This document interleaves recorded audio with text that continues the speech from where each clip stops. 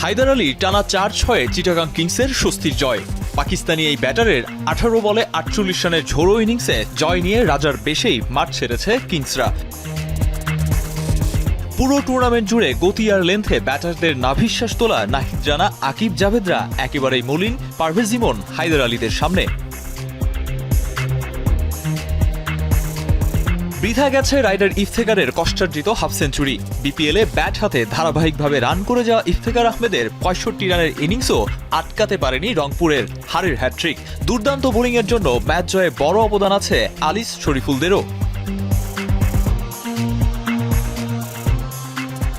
নভিদ, তানভীর ও Fahim আশরাফদের ত্রিমুখী bowling আক্রমণে কুপোকাত Dhaka Capitals. নিয়মিত বিরতিতে উইকেট হারিয়ে চলমান বিপিএলে সর্বনিম্ন রানে অল আউট হয়েছে থিসারা পেরেরার দল। জ্বলে উঠতে পারেনি লিটন দাস, তানজিদ তামিমরা, ফলে ঢাকার নাম উঠেছে লজ্জার রেকর্ডে।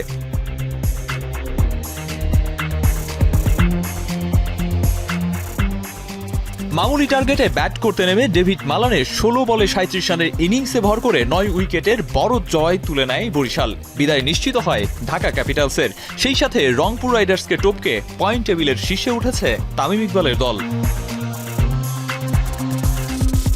আরিফুল ইসলাম সাহাব, এখন।